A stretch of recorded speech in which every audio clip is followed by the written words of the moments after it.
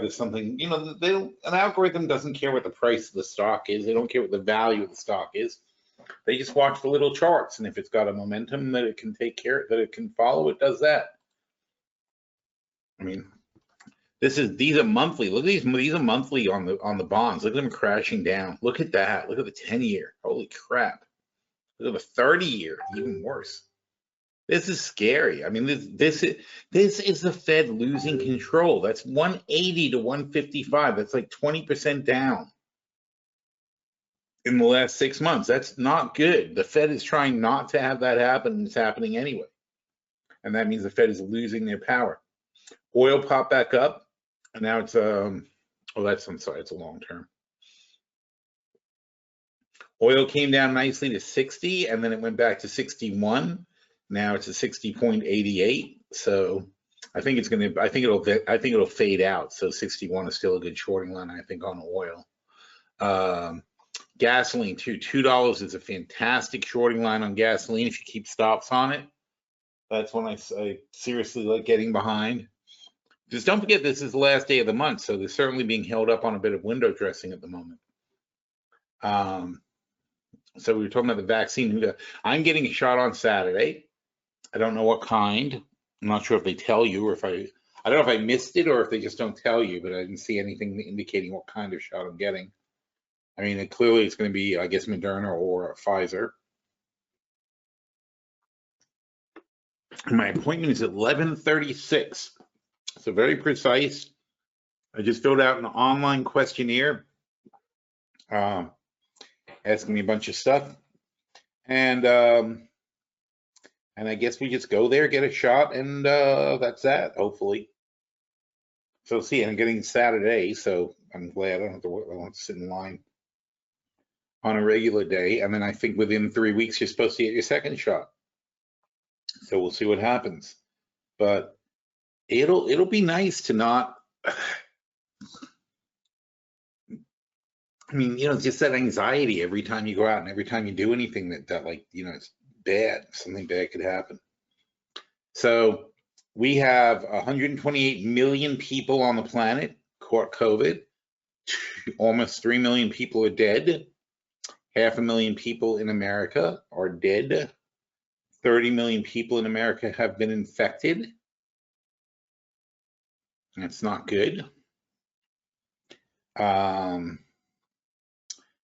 This is not good either. See, this has been, we've had a huge spike. You know, and this is because of that new strains are coming out that are moving through. People are getting reinfected, and also a lot of states have eased off too much on the restrictions, and they're being too careless. Not to mention spring break didn't help. So, you know, you think you've got it, and then this kind of shit happens, and then you think you've got it, and then this kind of stuff happens. We can't afford this.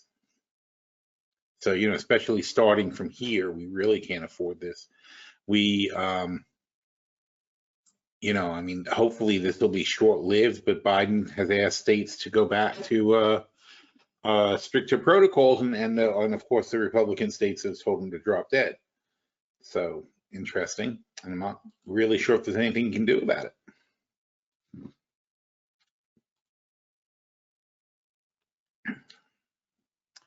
But meanwhile, I mean, it's not even 2 trillion anymore. It's this morning they added another 250 billion. It's 2.25 trillion now. So $250 billion has been added to the existing stimulus, to what they were asking for infrastructure. They realized they were short. And, you know, I mean, there's nothing in there I don't think needs to be done. You know, we were talking about that this morning. It's like all stuff, this, you know, it's not really infrastructure. I mean, I don't know. You know, let's look at these things. Let's be, you know. So Biden's looking for $612 billion to modernize transportation. Obviously, that's it. So $621 billion, which is like a third, is going to transportation infrastructure. Well, that's infrastructure. Okay, we'll give them that.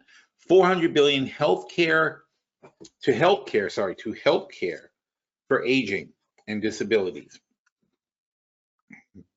Is that infrastructure, or is that one of those socialist democratic things? I mean, it's a little of both, I guess, because I mean, honestly, we're supposed to help care for the aging and people with disabilities. That was the Social Security and Disability Act. We failed to do so because we have neglected these programs and have not invested in making them stronger and allowing us to be able to deal with that stuff. Oh, by the way, total aside, but I'll mention it because I just happened to clear something on my desk. Got a Fire Stick this weekend, and I've never gotten one before, an Amazon Fire Stick.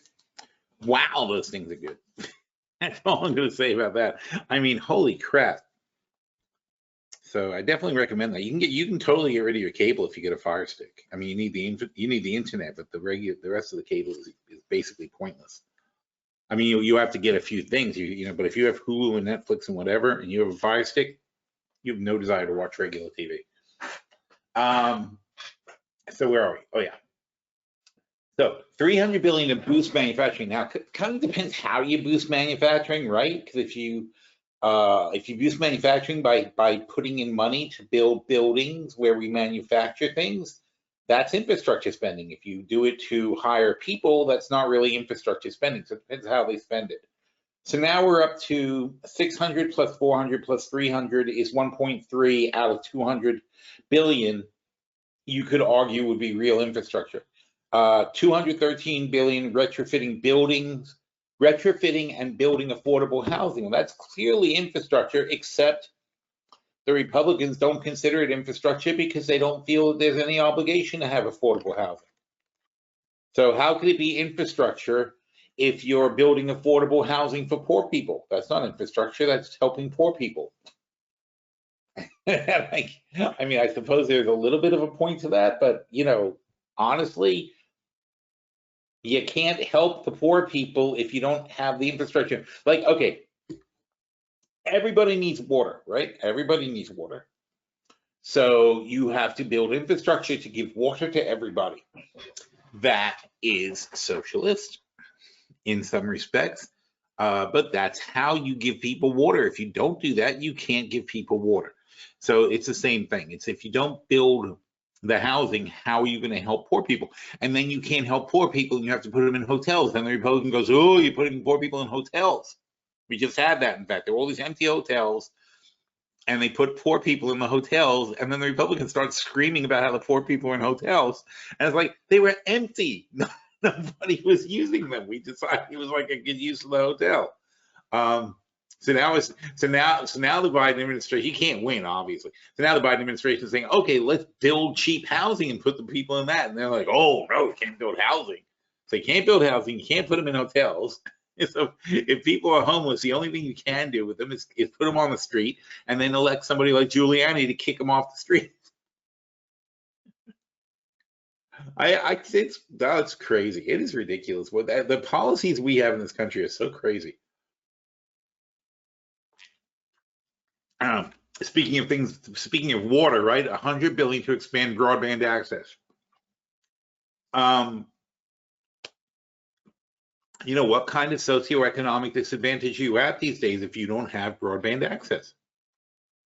You're not part of the mainstream society if you don't have access to broadband. Now, sadly, this is the reason I invested in Frontier, which was a disaster. It didn't do well at all, FTR. But this had to be done at some point, and Frontier was going to be a huge beneficiary of that. Oh, they're like totally out of the picture now. Not even a chart.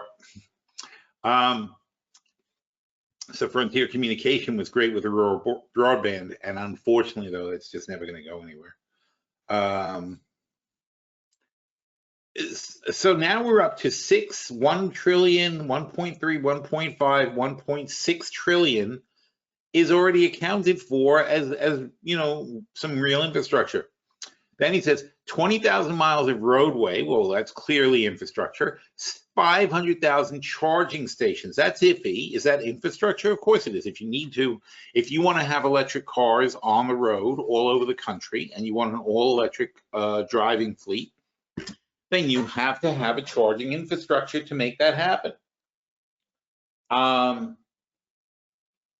Back in the day, 100 years ago, they built the gas station infrastructure, but that was built by the oil companies, and they kind of had a monopoly, and they were making a fortune, selling the oil and then refining the oil and selling the gasoline to cars, and there were no independents. You would go to Exxon or not Exxon, whatever, Standard Oil or whatever. You go to the oil company's gas stations to buy the oil, the gas or whatever.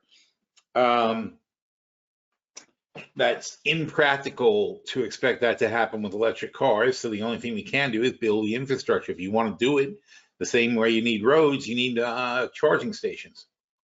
So that has to be done. Replacing the country's existing lead pipes and service lines. Okay. Anybody who's against this is sick. Okay, we made a horrible mistake at one point, and we had lead pipes. And lead pipes kill people. They rot your brains. You get lead poisoning. This is what killed the Romans. So how do you not support this? It's like the alternative is to continue to harm people. It makes no sense. Repairing aging schools, okay, yep, that's clearly something we should be doing. Expanding home care for the elderly, that is not infrastructure. Now, if you say expanding the capacity to create home care or whatever, but it's a service. I don't see how you get away from that. So I'd say that's not infrastructure for sure. And investing billions of dollars in domestic semiconductor manufacturing, well, that's infrastructure. According, oh yeah, I wrote that. Biden also proposed establishing a standard mandating increased portions of electricity generated from low carbon sources. That's good. Eliminate carbon emissions from the power grid by 2035. And as I mentioned, that is a complete attack on Koch Industries. They are not going to put up with that. They are going to pull out all the stops to fight this guy. I'm not sure when Biden's speaking. He's supposed to actually speak on this stuff in the near future.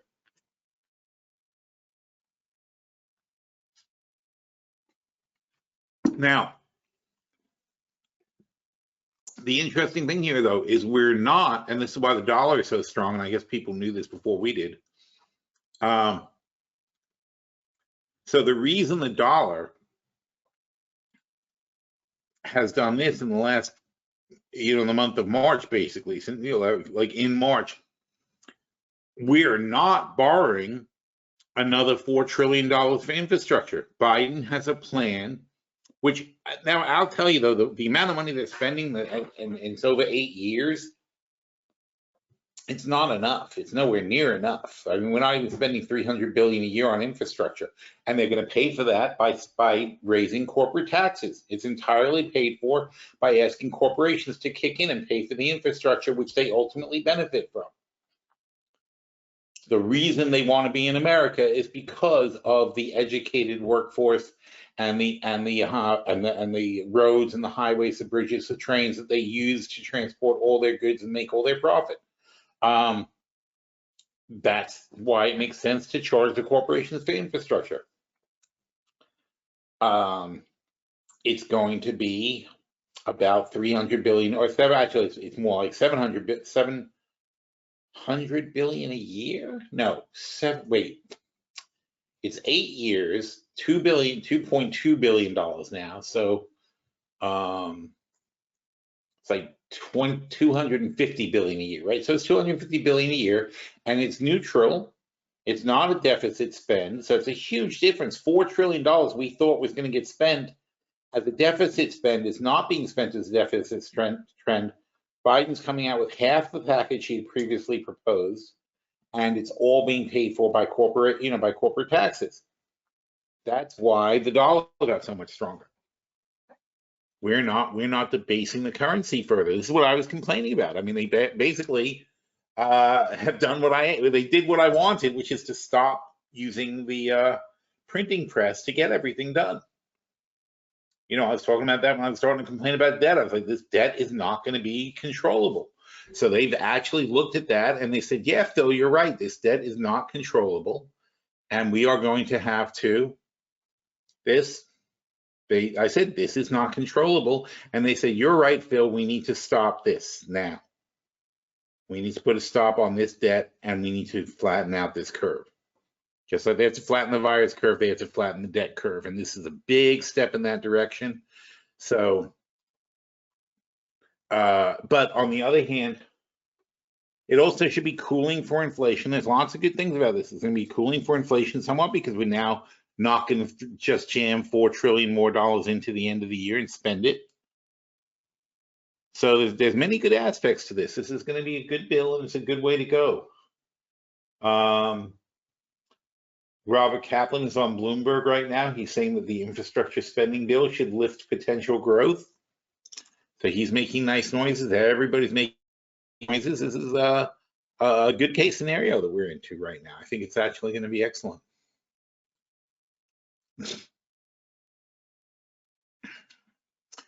Bernie says, are there any companies you'll be looking at on infrastructure plays? Yeah, I'm not sure which ones. I do a lot of research before I start going down that. I'm not going to speculate. He says FSLR, CDG, LCR, LRCX. You know, you have to think about what's being spent. So the big money is the transportation infrastructure, and that's Caterpillar for one thing. You're talking about how do you build a road, right? What does it take to build a road? You need gravel, you need concrete. There are companies for that. You need the machinery companies like Caterpillar and such. Helping the aging disabilities, that's tricky. I mean, I guess to some extent it might benefit some of these the senior livings and things like that, but you know, you don't know how it's going to be spent, so we have to find out. Boosting manufacturing, that's very vague.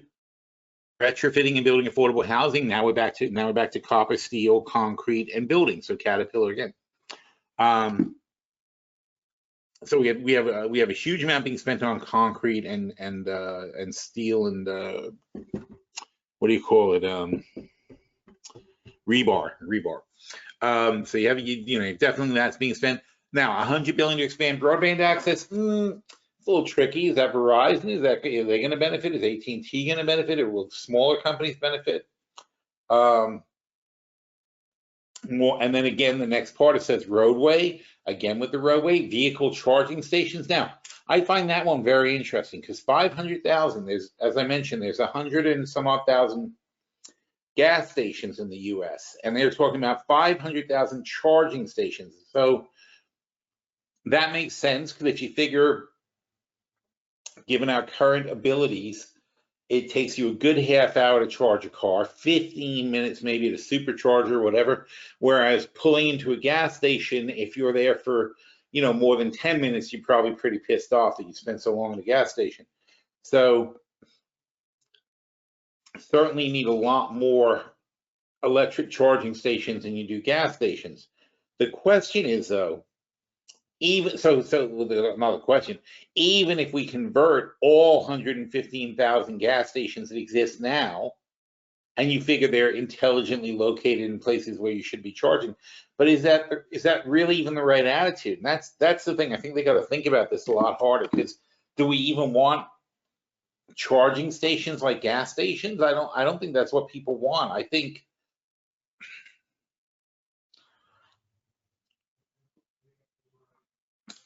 I think you can't put one thing on another, because the reality is the way you charge. Now, there are 100 million homes. It's not obviously realistic to expect everybody with a house to be an electrical charging station. We'd never have enough machinery and whatever to make that happen. Imagine how insane that would be, installing 100 million garage chargers, basically, even if you paid for it. I mean, honestly, though, if it was 3,000 a piece, it'd be $300 billion and you'd be done. So for, if you could do it for $3,000 a home, for $300 billion, every house in America would have an electric charger. And then you say all new homes have to be built with one, and you'd be done. But you'd still need a place when people aren't home to go charge. So that wouldn't change that. Essentially, that's what we're doing here. We're building the place where you charge when you're not home before we deal with the home, or you let people deal with the home on their own.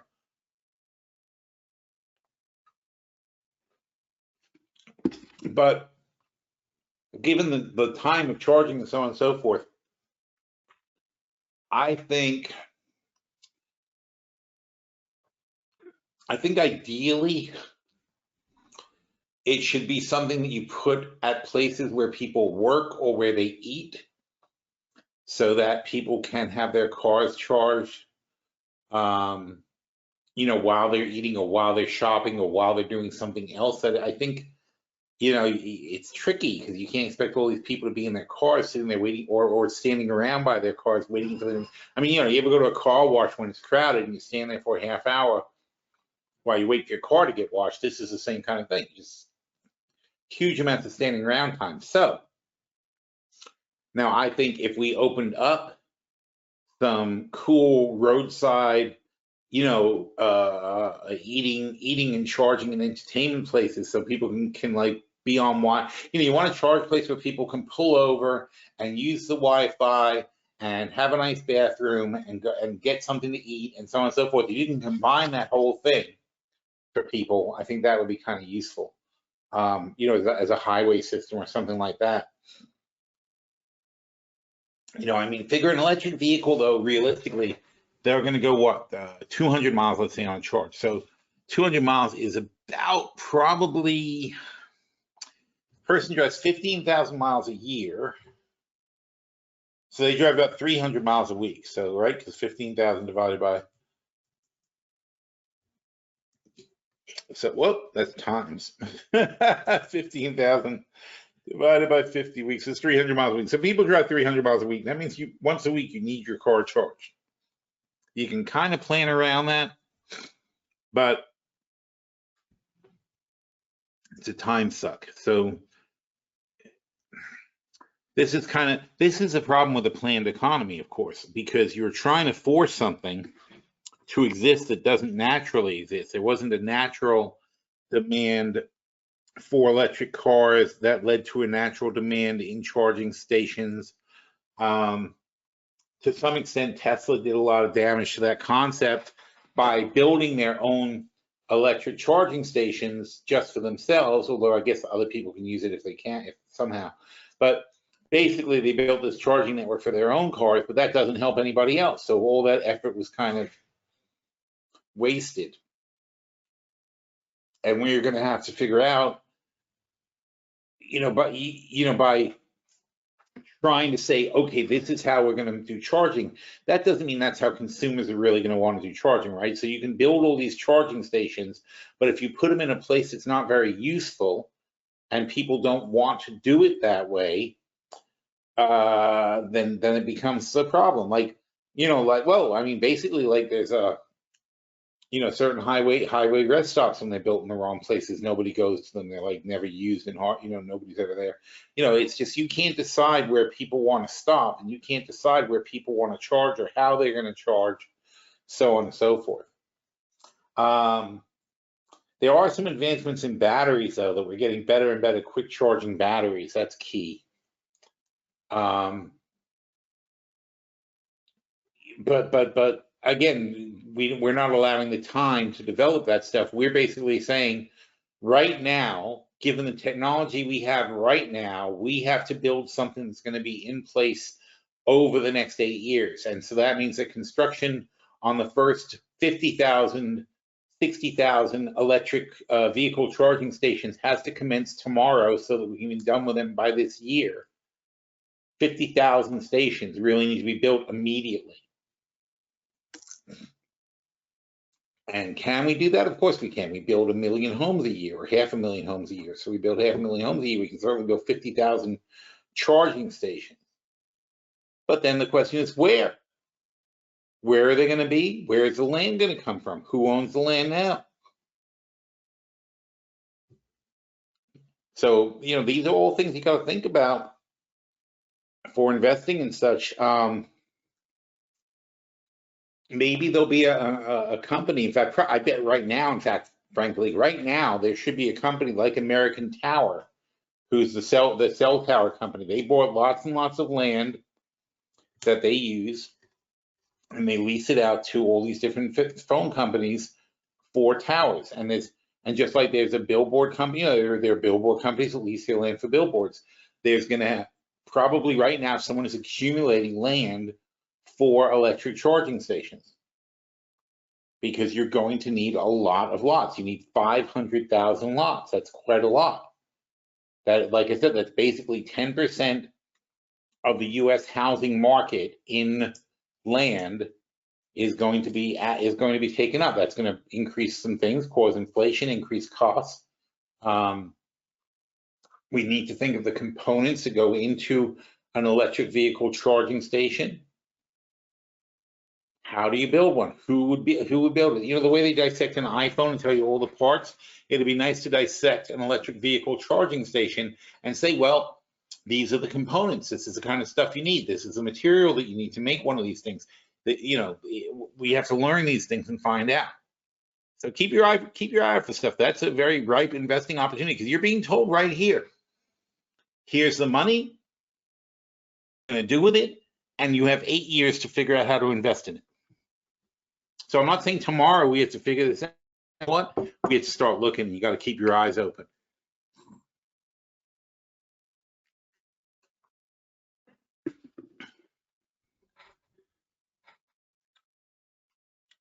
And then we talked about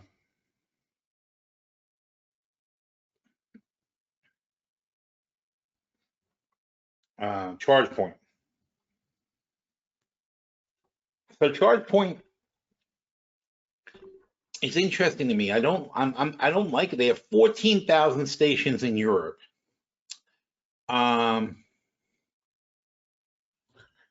see.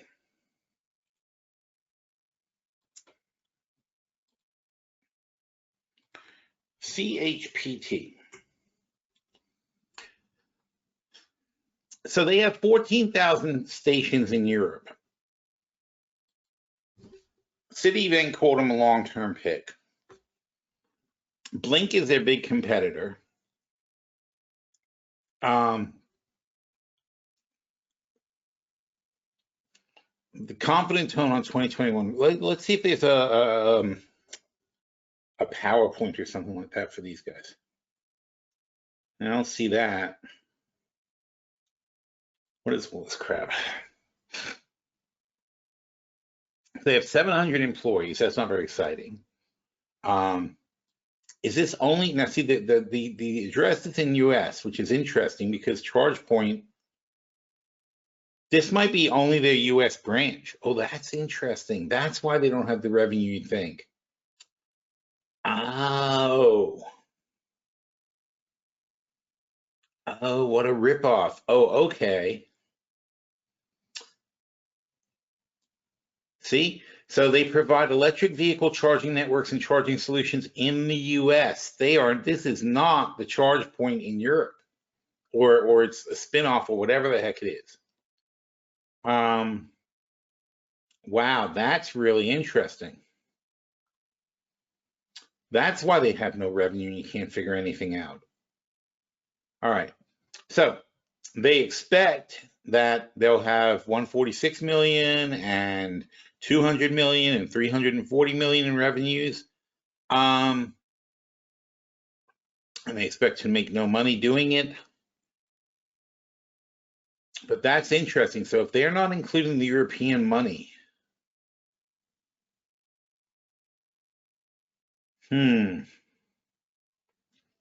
ChargePoint Holdings. ChargePoint jumps after Oppenheimer, Italian bonds.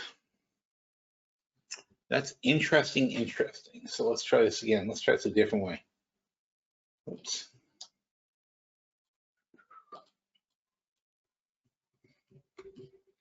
ChargePoint.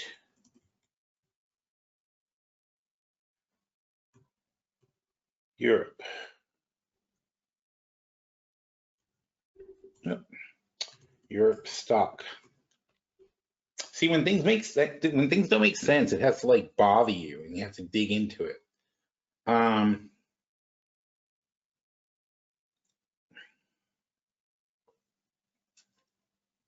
ChargePoint becomes the world's first publicly traded. ChargePoint goes public, readies in North America and Europe. How weird. ChargePoint.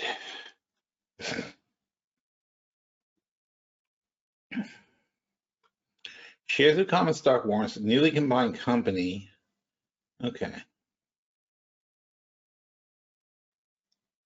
Under the ticket, I'm ChargePoint WS.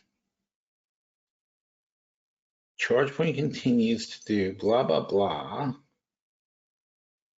ChargePoint creating new network since 2007. Today, one ChargePoint account provides access to hundreds of thousands of places to charge in North America and Europe. More than 88 million charging sessions have been delivered with charges. For more information. So this one is saying it's North America and Europe.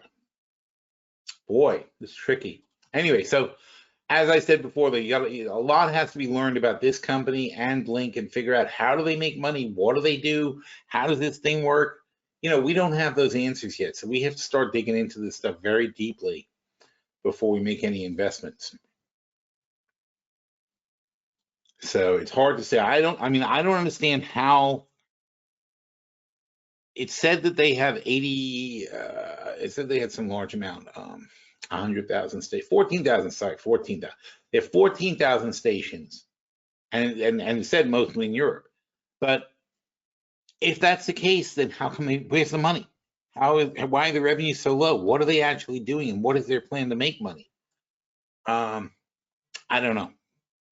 And so it's a lot of stuff that we don't know, and I think we got to take that very carefully before we get into it. But that goes with all the infrastructure. You have to know what you're investing in. You have to understand. But this is a huge clue as to the dynamics of this investment. This is your game plan for the next 8 years is being laid out here. And then it's up to us over the course of the next year or so to start figuring out where do we put this money? Where does it get invested? Who's going to really benefit from that? And I'm sure there'll be tons of articles about this, but we have to just stay on top of it. Bernie says ChargePoint 248 employees. The website has good something. They have stuff in Europe and US. Yeah, but I just don't get it. Oh, he says the site I was on was not accurate. Well, that's Seeking Alpha's fault. And Robin said she had switchback energy, which became ChargePoint. But well, if you know how they make money, it'd be nice to know. Or I guess the answer is they don't make money, but somehow there's a plan. I don't have an electric car. Do you pay? I guess you do, right? You pay a fee. All right, let's ask. So, how much to charge an electric car?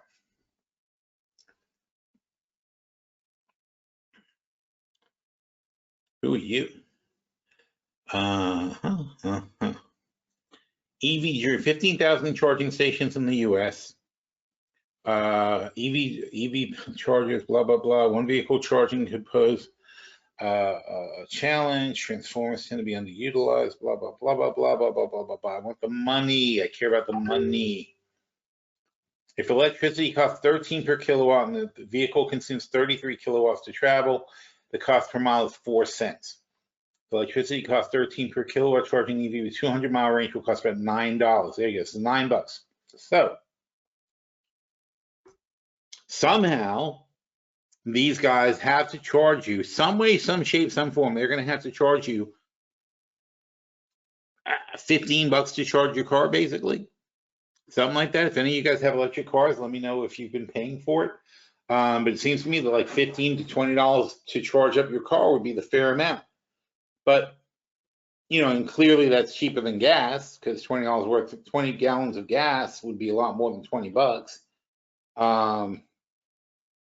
And the point is, anyway, it doesn't matter. That's not the point. It's not, we don't give a shit if it saves money. We have to save the planet Earth from destruction. So whatever it costs to do an electric car, that is going to be the way. This is liberally speaking, but that is the way you are going to now charge your car and use your car. You are not going to have the option of saying, I prefer gas. You just can't leave that option open. It's not an option. It's not a viable option for society. We must put an all electric fleet in. And part of that problem is because, let's get back to Caterpillar now. Caterpillar, big trucks. These things, there's a car. These things are not going to be electric. Not in the immediate future, not in the middle future, frankly. Look at that. That's great. That is so classic. I love that. All right, I've got a picture. Stupid thing.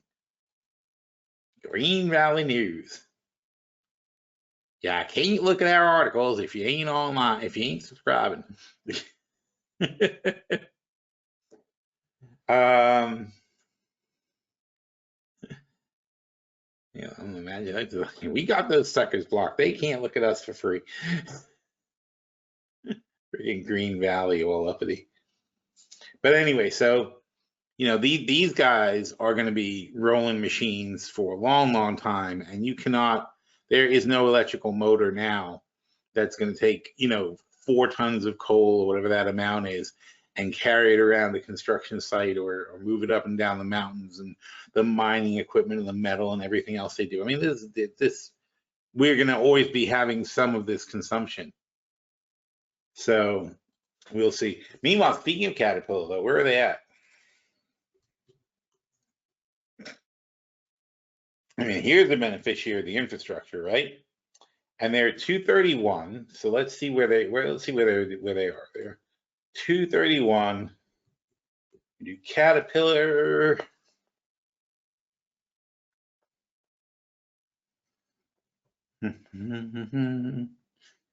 And they were making 6 billion, dropped to 3, and they're going to be slowly climbing back to 6 billion.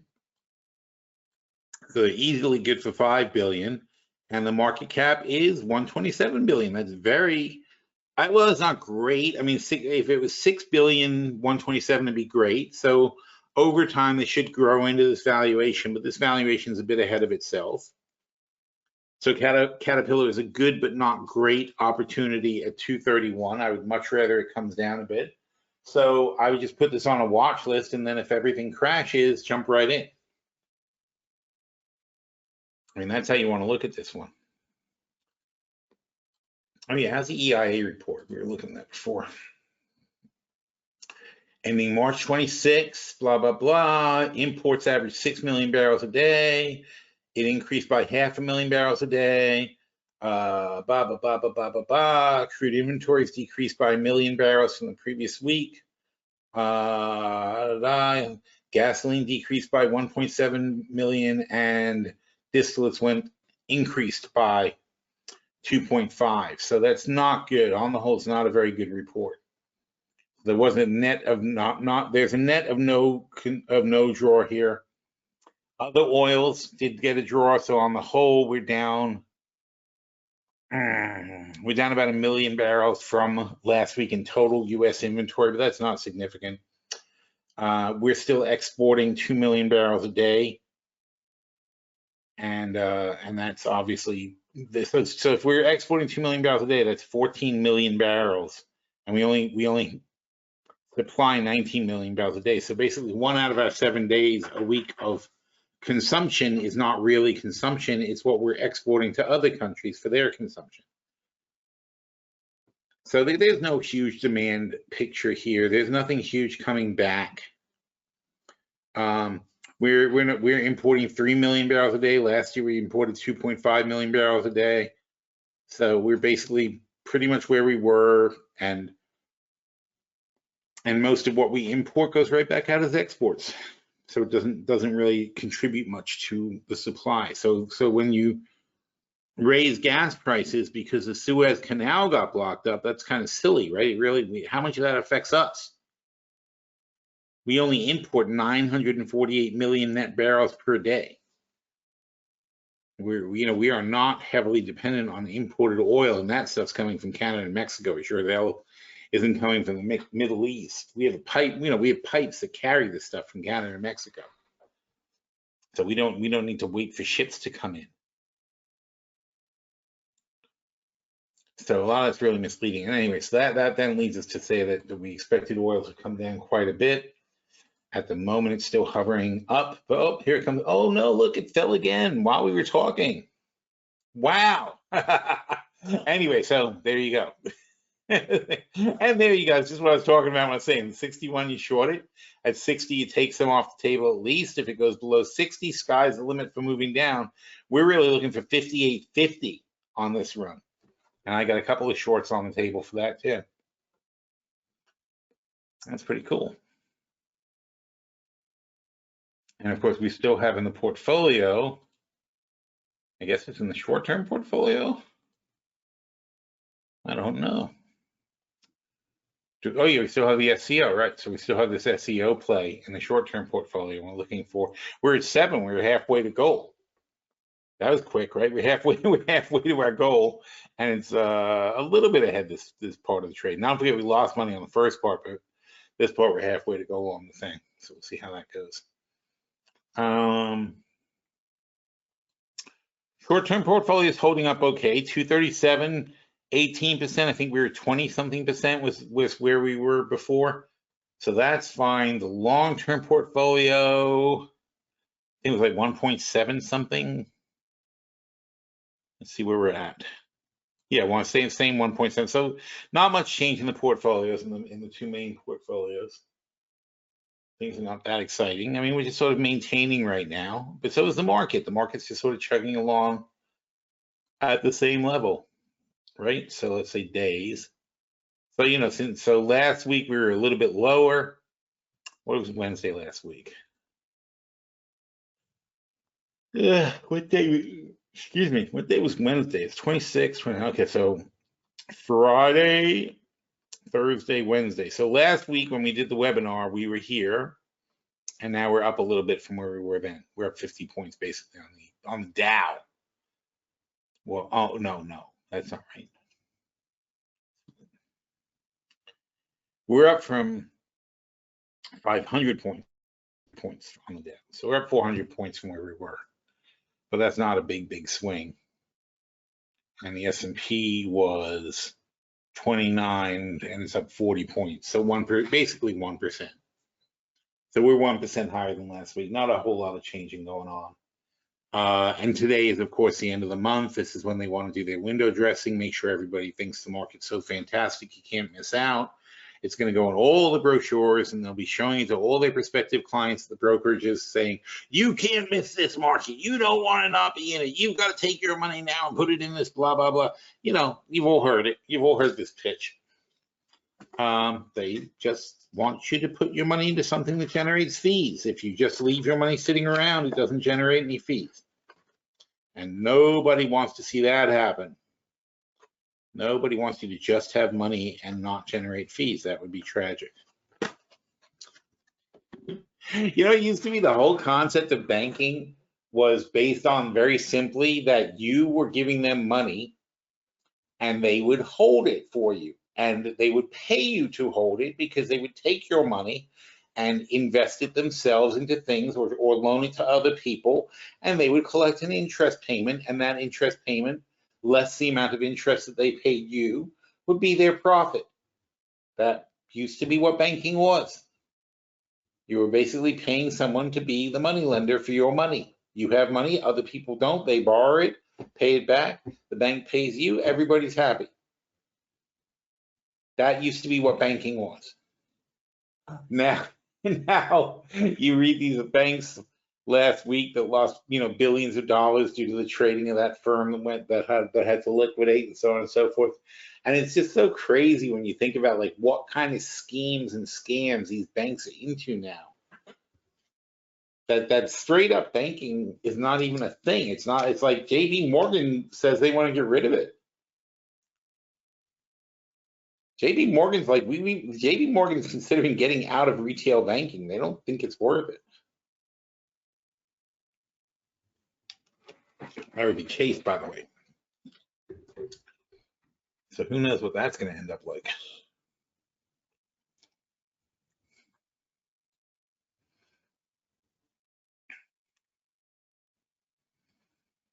Yeah, Bernie says that he has in-home charging that's $9 to $14. Yeah, but I'm wondering what people pay if they go to a place to charge. See, this is where the problem is.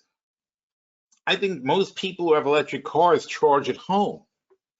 So then you have to start wondering whether ChargePoint's ever going to catch on, because now California is expensive for electricity, but I bet you if you charge in California, it's expensive too if you went to an independent station.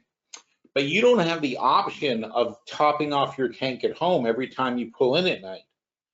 Whereas if you have an electric vehicle and you have a home charger, you can then charge your car up at night while you sleep. So you pull in at home, you charge up your car.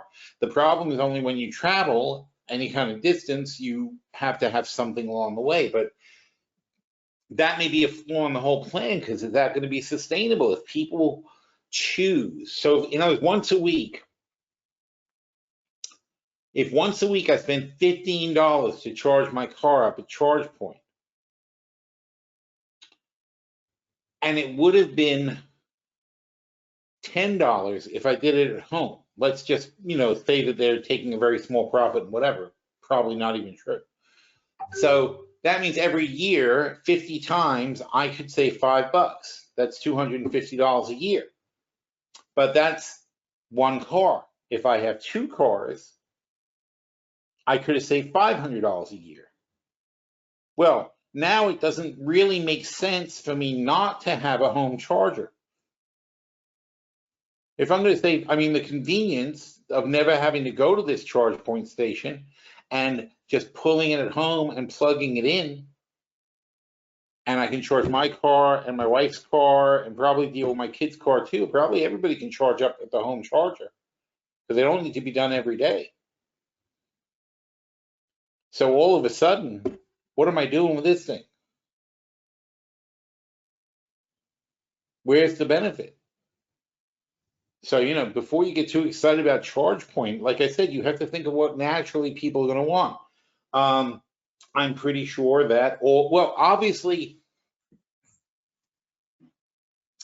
if every home, first of all, the reason every home has a garage, or not every home, but most homes, the reason most homes have a garage is because people who have homes have cars. Homes didn't used to have garages. They have garages because now you have cars. Therefore, you need a garage. You don't need one, but you know what I mean.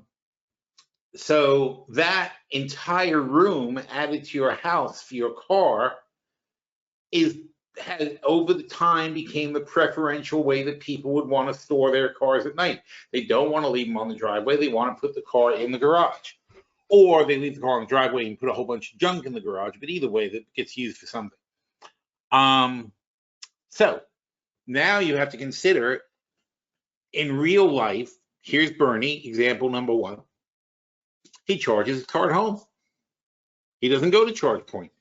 Maybe if he travels or something like that, he might do that, but on the whole, he is not going to be a steady customer, and neither are most people who can afford it. And very shortly, the demand for chargers in the home, it'll probably be an option to start, but probably almost every single home seller is going to be saying, would you like a charger? The same way they ask you if you want, if you want fancy corner thingies, whatever you call those things on the ceiling, whatever those things are that they put up there and charge a fortune for, or if you want better cabinets, right? All these upgrades in the home.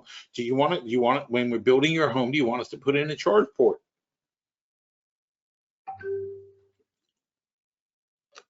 Every time somebody does that, you're losing a potential customer for ChargePoint.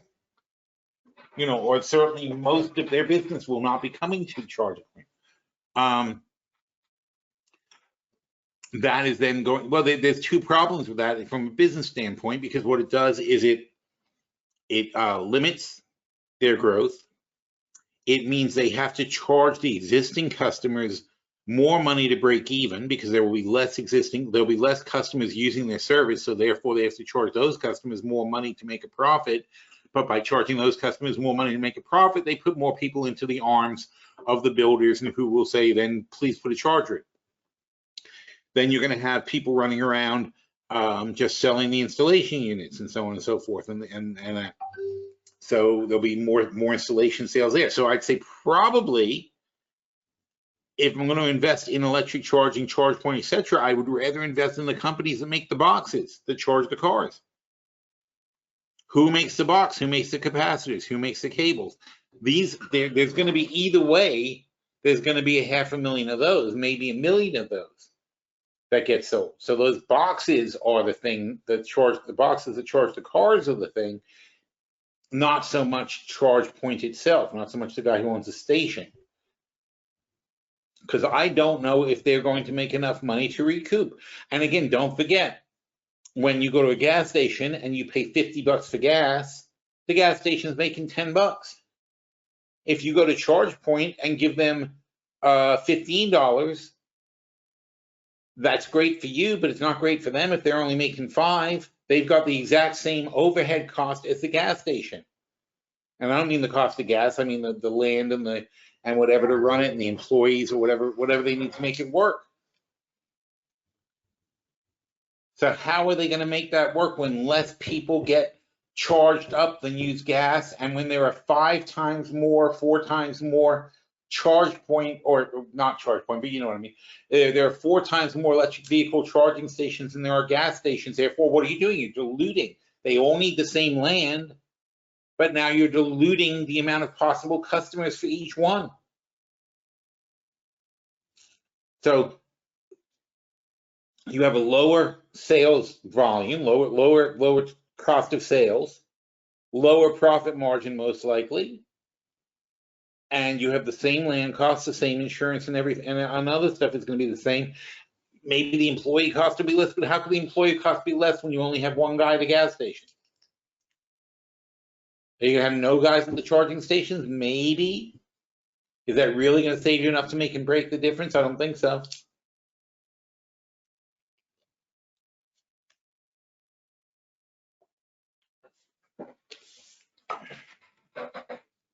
But that's what I mean by, you have to think the whole thing through before you jump in and make an investment just because, oh, that's going to be big, let's jump on that. Will it be big? You have to think about what really is going to happen, and you don't even know that until you go through it. You're not going to know for sure that this is a future or this is how it's going to be. And that's what I mean by misspending, because we're deciding in this infrastructure bill that we want to build 500,000 charging stations. Let's say it's like a gas station and it costs $250,000 each to build one. Now that means 500,000 times 250,000 each, and I'm sure that's lowballing it, but who knows what it is. But that's $125 billion. Well, wait a minute. Divide that by 100 million homes in America, and it's $1,250 a home. So for that much money, we could give an incentive to everyone in America to give them a $1,250 rebate towards installing an electric car charger. And let's say half the people did that. Well, that would eliminate the need for half of the charging stations. It would be a neutral, it'd be a neutral, revenue neutral thing to do. So we should first incentivize people to put in their own chargers and see how that goes. And then we see how many charging stations we need to build. You know, but then you're into income disparity again. Oh my God, oil fell below 60. Yes. I only have 2, but I'm really excited.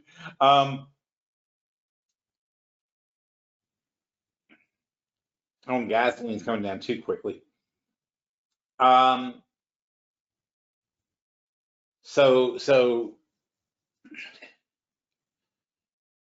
if we incentivize people to put in the charging, do their own charging, I know how to solve a wealth disparity. So then what ends up happening though? The people who don't have the money, even if you give them $1,250, don't have the money, and don't have a garage for that matter. Because people don't have garages, people park on the street. So now, poor people who don't have garages and don't have chargers and don't have homes for that matter, but have a car, so like apartment people or whatever they are, they get screwed, right? Because now you've built a lot less places to charge your car. Those places have to charge a lot more money to charge your car because all the well-off people got a $1,250 incentive from the government. That's why policy is such a mess.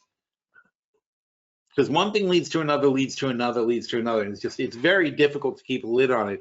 And it's very dangerous when you do decide, and it could be the noblest thing in the world. And you can say, we need to build up an infrastructure for electric cars. Yeah, you do.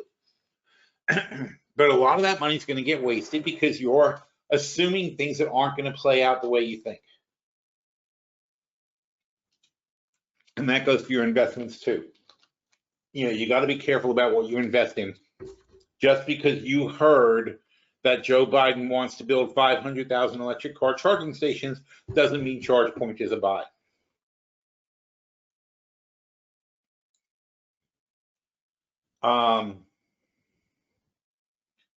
It's possible it makes Valero a buy. I don't know if Valero's screwed. I'm thinking like, somebody owns a lot of gas stations, right? Sunoco owns a lot of service stations. Will they be paid by the government an incentive? Now, if you're willing to spend $125 billion to give everybody to give people electric cars, let's take a look at Sunoco.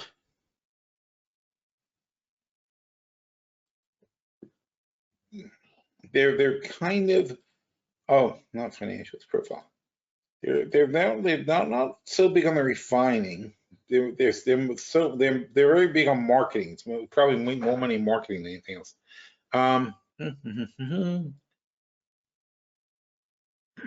Company. Wait, maybe I'm wrong. What? It also leases and subleases real estate properties, operates terminal facilities. The company operates 78 retail stores in Hawaii and New Jersey. That doesn't sound right.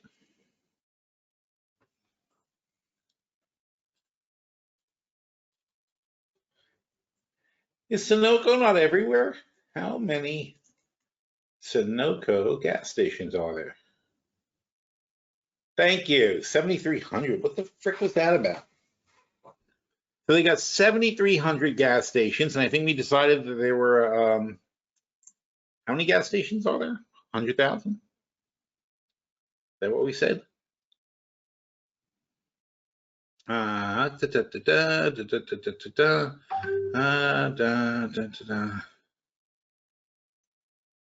have that number somewhere. I forgot. All right, I'm pretty sure it's 100,000. Anyway, so they operate not 10%, but more than 5%. Well, they operate 7%. So let's say they operate 7% of all the gas stations. So the question is, if you're willing to spend $125 billion, well, that's the answer. If you're going to spend $125 billion, is that right? No. Wait. That's a billion, yeah. Okay, 125 billion divided by 100,000 gas stations. So you're willing to spend 1.2 million. Remember, the math works either way, right? So you're willing to spend $1,250 per house, and I guess apparently one gas station serves 1,000 homes.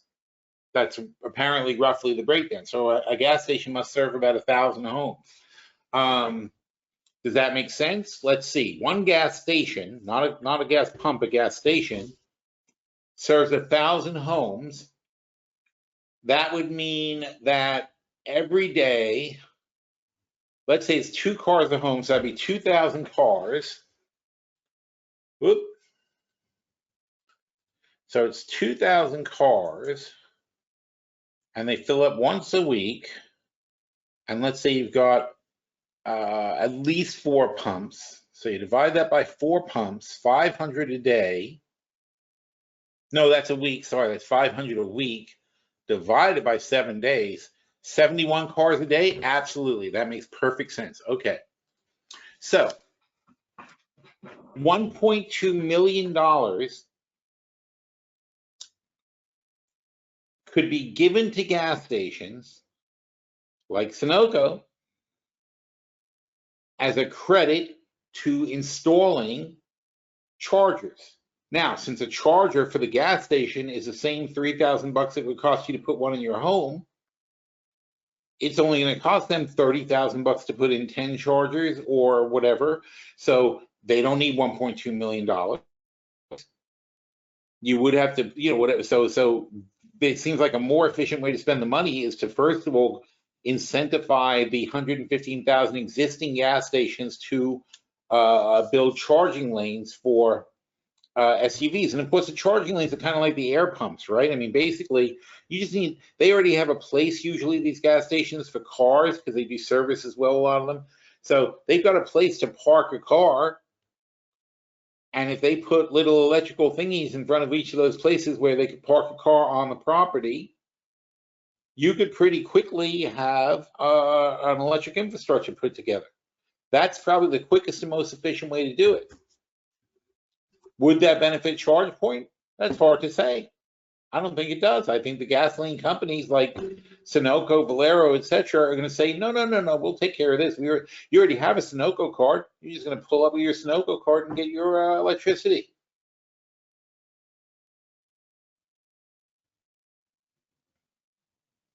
So again, that's well, first of all, that's clearly we figured out the best use of the money, because we have a budget of $1.2 million per gas station to turn them into an electric carport.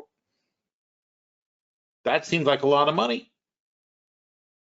Didn't probably cost $1.2 million to build the whole gas station in the first place.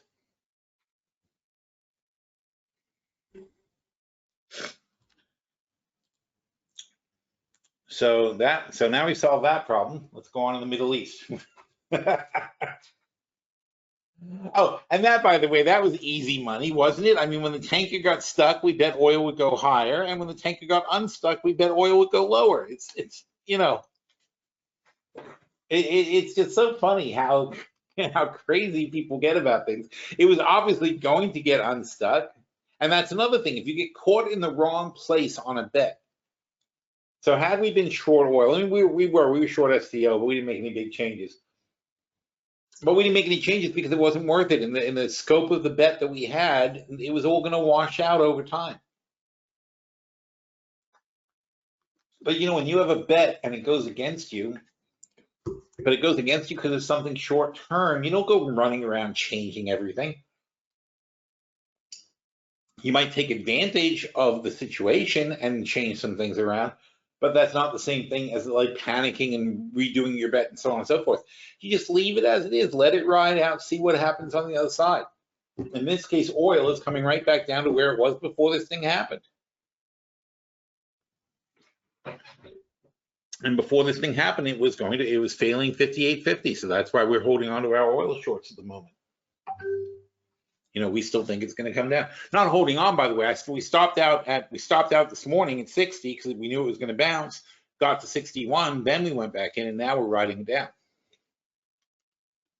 But this thing's just making money over and over and over again. It's like it's easy money. It's based on a very simple premise that the Suez Canal thing would be eventually unstuck. And believe me, I forget the number, but I think it's something like $500 million an hour this thing was costing. At a certain point, you just blow up the freaking ship if you can't get it unstuck. Believe me, they would have cut that sucker in half at a certain point.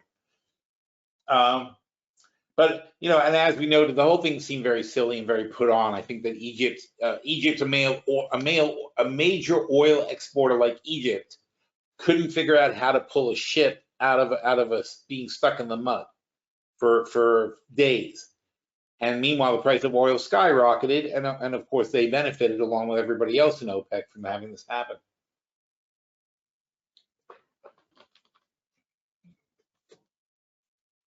You know, not that I'm suspicious or anything, but it seems like what Sherlock Holmes says. You know, when you eliminate all the everything else, no matter what, whatever remains must be the thing that happened.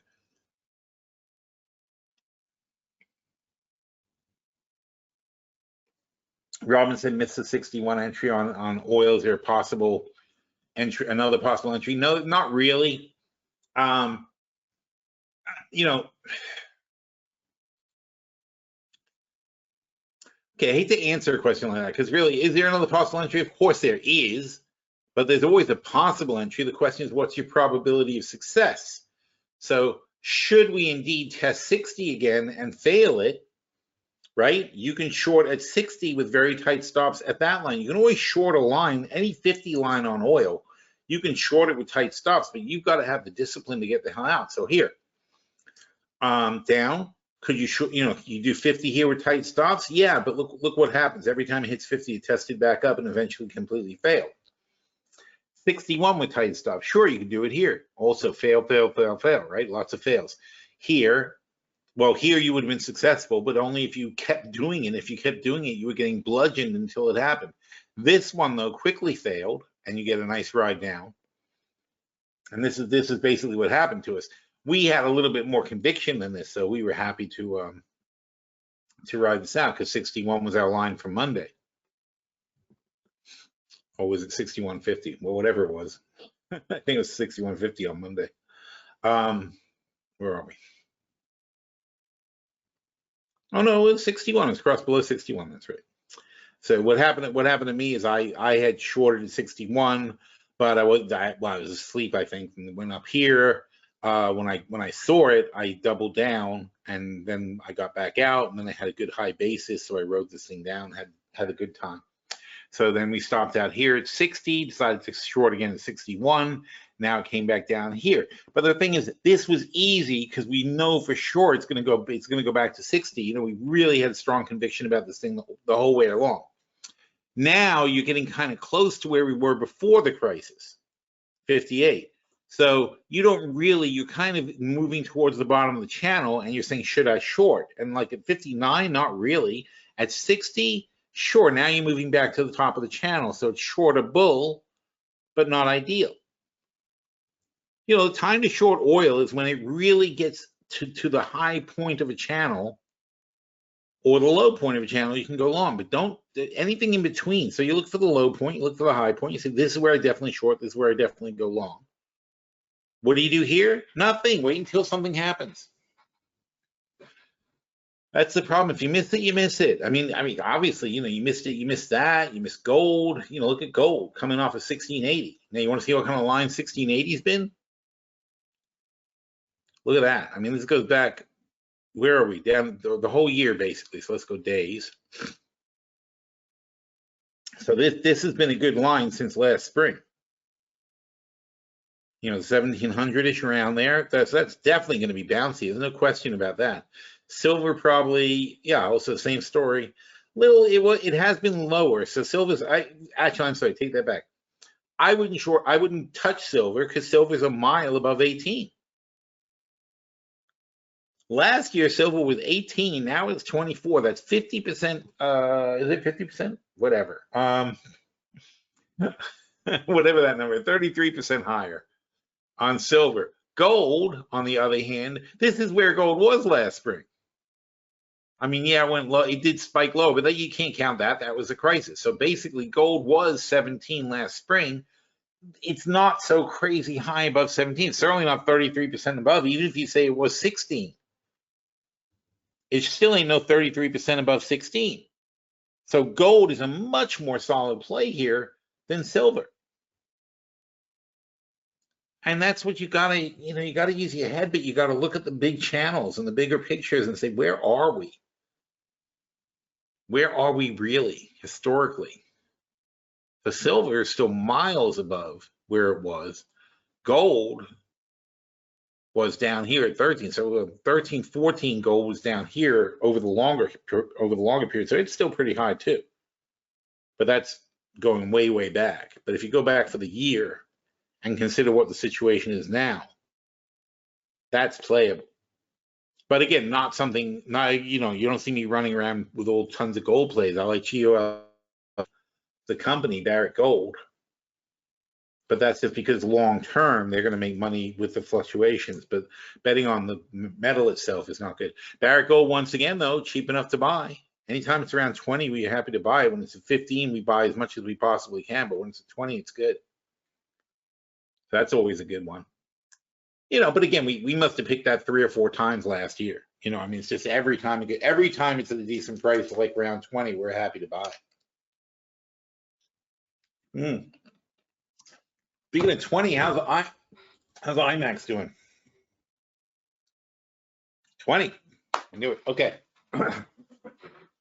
Now, very interesting for IMAX, the King Kong versus Godzilla this weekend. It's on HBO Max at the same time, and I just had this discussion with my brother because I was saying I don't want to see it on HBO Max. It'll ruin. I want to go to IMAX. I'm getting my shot. I'm gonna go to frickin' IMAX, and I'm gonna go see it properly. I don't want to wait. I don't want to see it I don't want to see it on TV. It's freaking King Kong versus Godzilla. I absolutely want to see this in IMAX. I want to see what happens.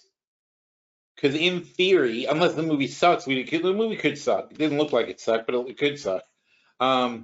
In theory, this would be a blockbuster movie, right? I mean, in a normal time, had this been non-COVID, this would have to be probably a disappointment if it didn't go 200+ million at the box office. It had to be a huge movie, and it would be very largely shown in IMAX because this is exactly what you do IMAX for, is to see King Kong and Godzilla fighting. So it'll be very, very interesting to see what the numbers are, because we're not really post-COVID, but the theaters are open, and it'll be interesting to find out. And I don't know, maybe they're not even allowed to be full, though. I don't know what the rules are for these places. But we'll see how that goes for them. This is their first big, big test coming off of COVID to see what's real for IMAX. And I'm pretty curious. So, and then there'll be AMC too. But AMC relies on having more than one movie. IMAX really focus on just if there's one film and it's the right film, IMAX can really take in a huge amount of revenue. So globally, everything else, it's going to be very interesting to follow what's going on with that. I wonder what they talk about in let's see, Seeking Alpha. See if anybody's paying attention to this stuff besides me. What is this? What? Stupid Seeking Alpha. Thank you. IMAX. I'm pretty curious how this is going to work. IMAX more upside than downside. Chairman is exiting. That's interesting to know about that. Looking beyond the pandemic, weathering the storm.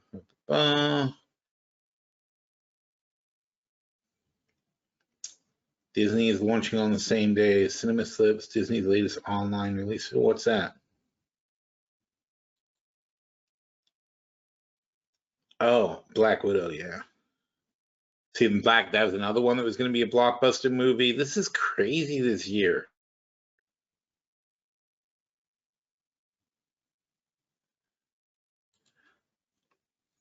Disney has premier access. You pay extra money? That's obnoxious.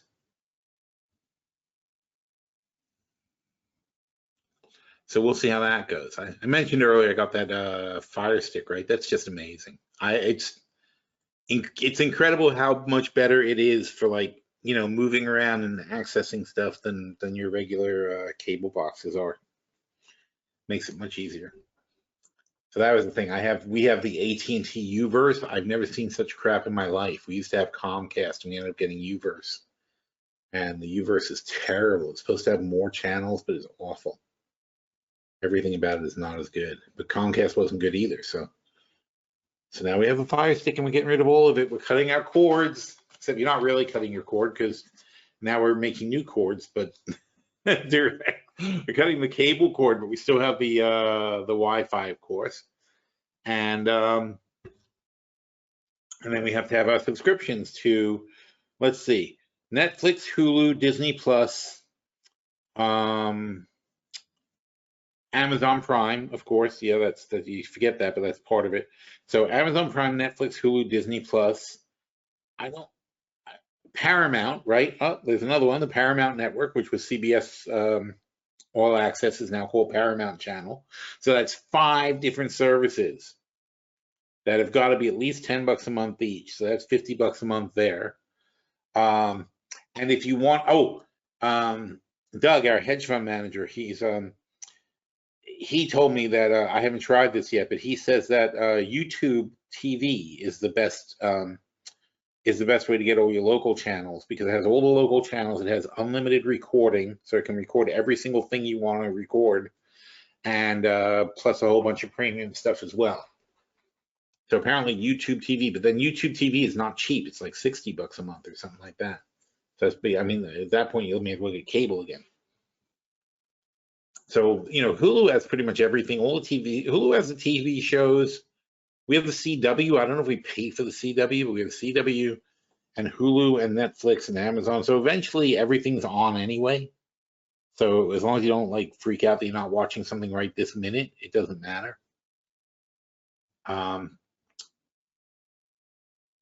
And I like it. I just like the fact that it remembers where I was on every show, and it lets me go back and do something. Because the way I watch things anyway, I watch a show for like a half hour, and then I'll come back to it like 3 hours later and watch some more.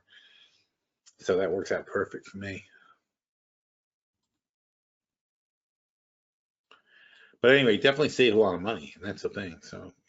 So to me, it's like, you know, I said that to my daughter. I'm like, I said, do the Fire Stick thing and just pay, and instead of paying for the cable, just get a bigger TV, and that'll save you money on the movies too. Just hang out and watch a big screen TV at home.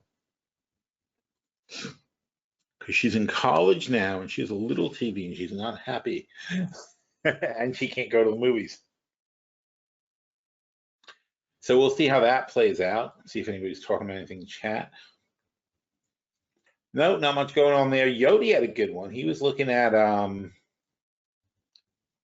ABR. It's a mortgage REIT, and they're not too expensive, and they pay an 8% dividend. So I like them. We might have to add them to our dividend portfolio. I'm going to take a closer look at them. The mortgage REITs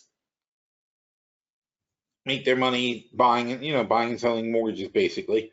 They don't hold the property, they just hold the mortgages. And the bad thing that happens to a mortgage REIT is if they have a lot of paper at a high price and then rates go down, what happens is people refinance out of the mortgages, and then they're left with a lot of low rate mortgages, and they don't make as much money. And so their cash flow, it's not bad, they don't lose money, it's just they don't make as much money in certain conditions. But a lot of them are coming out of that period now. They're out of that cycle of everybody refinancing out of their loans. So the ones that have good management and ride the wave are going to do really well. That means also our all-time favorites, which is CIM, Chimera. That's one we should jump back into for sure. And who was the other one we really liked? I forgot now. Let's see if I don't think I'm going to remember from the dividend portfolio. But CIM is also one of our all-time favorites. And they have the same management as, and I forgot. God damn. Oh, somebody help me. The reason we like CIM is because they have the same management as somebody I love, NLY. Thank you. NLY, Annaly. That's another really, really good one. And so they've all been, oh, this is a great time to come in. Oh, wow, look at that. See, we found a good premise. So NLY and CIM are the same teams, just running two different companies. And NLY has already bounced up a lot. Oh, see, NLY has already had a big bounce. So now CIM then is the one we would focus on.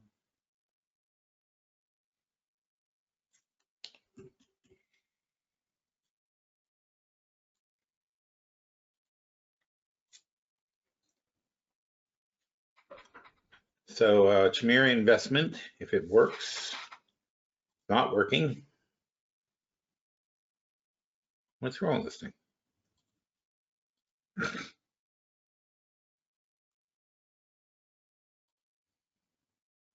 Here it comes. Okay. So it's only a $3 billion company. It's not a big thing. But oh, I see. They sold off a lot of their portfolio, but look what they expect to make on it. So they've trimmed out their portfolio and they're rebuilding, but they're rebuilding with stuff that they've got a huge profit piece in. So they expect to make $300 million. So they're basically running at a PE of 10. And the dividend payout, is that going to show me here? No, I guess Yahoo will have to show us that, even though we don't trust Yahoo.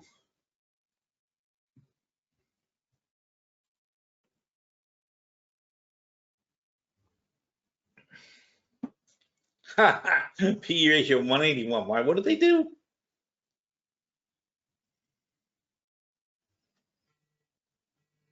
Where does it get that? That's interesting. See, that might be why people aren't in it, because of misinformation like that. So anyway, so they're paying out $1.20. I don't know if that's going to stick. So let's look at the historical data and see what they're really paying out.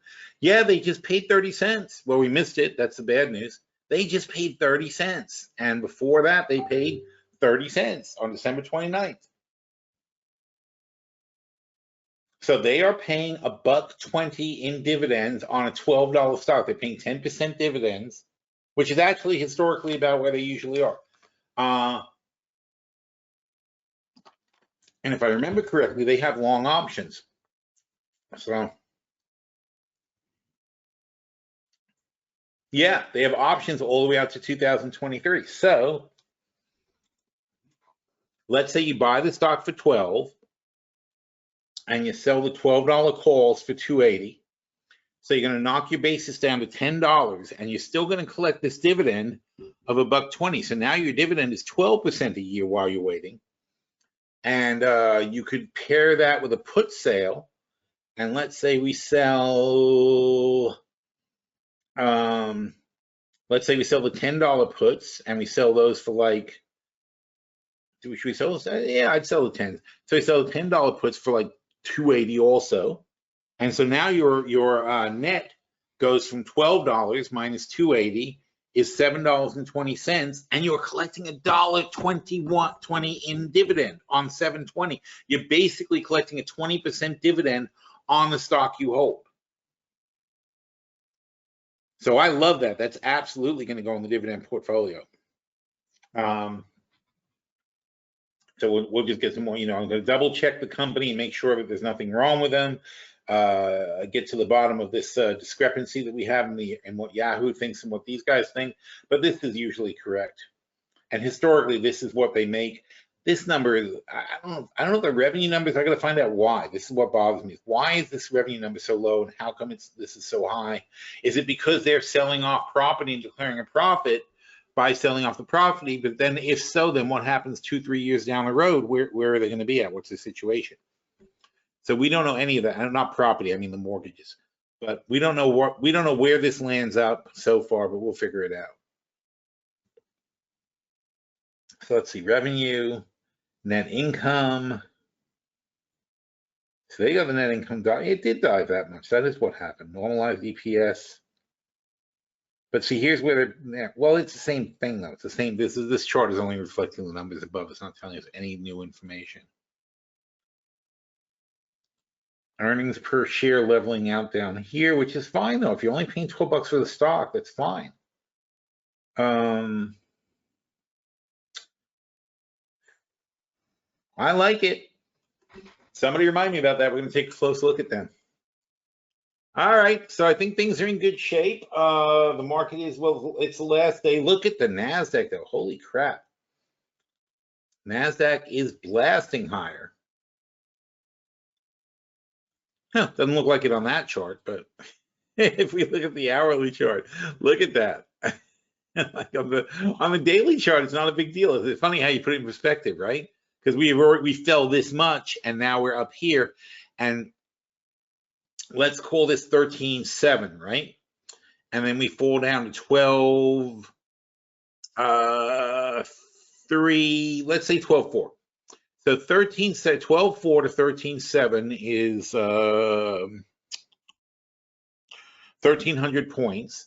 So that means a bounce would be 260, and then 500 would be a strong bounce. So from 12.4 plus 500 is 13.9. So that's the weak. So the strong bounce line would be up here at 13.9. We're over the strong bounce line, but only today. Okay, this 12.9 is a strong bounce line. So we've been along the strong bounce line, and today on a big surge, we're popping over it. But don't forget the big surge. We just announced an infrastructure spending bill, which has nothing to do with the NASDAQ, by the way. You know, not tech stocks. Tech stocks don't benefit from this infrastructure spending except for the telcos. So it's not a huge benefit to them. The stronger dollar is I don't know if that's good for tech or bad for tech. Frankly, it's neutralish for tech. It's not that impressive, and the other indexes aren't getting the same reaction. You know, the S&P is already at the high, but we're back up, and of course, it's a window dressing day, and the Dow's barely budging because it's already super toppy up here. So there's nothing really to short over other than I just think we're overpriced in the first place. But we just have to watch and wait and see what happens after this end of the month nonsense is over, which will be tomorrow. And we'll see how April starts off. Then it's earnings time. Then we'll get some information and we'll see what we have. But for now, I think CIM is going to be a play. I got to look at that a little more deeply in the chat room. All right. Well, thanks everybody for coming. I appreciate it. Have a really good day, and we'll do this again next week. All right. Take care, everybody. Oh, wait. Somebody had a question. JC said, regarding the REIT, should we worry about COVID-related mortgage defaults? Yeah, of course you should, but it's already baked in, I believe. I don't think that's going to be a big serious issue. I really don't. Not for the REITs anyway. If I wouldn't want to go into the people who actually own buildings, they may have trouble. But the REITs, it's not going to be as big of an issue, I don't think. All right, take care, folks. Good talking to you.